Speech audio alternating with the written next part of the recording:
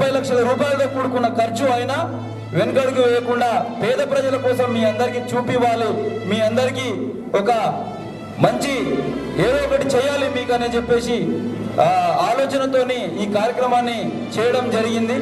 కాబట్టి ఇటువంటి కార్యక్రమాలు ముందు ముందు ఇంకా ఎన్నో కార్యక్రమాలు చేస్తాడని చెప్పేసి మీ అందరికీ ఈ సభ ద్వారా తెలియజేస్తూ, అన్న చేసే కార్యక్రమాలు ప్రతి ఒక్కరికి తెలిసిన కొత్త కాదు. అన్న కల్వకుర్తి తాలూకాలో ఉన్న ఏ తండ ఏ గ్రామమైనా అన్న మీ అందరికీ సుపరిచితుడు, మీకు అందరికీ అన్న తెలుసు. కాబట్టి ఎక్కువ మాట్లాడదలిచి మీకు బోర్ కొట్టే తెలుసుకోలేదు.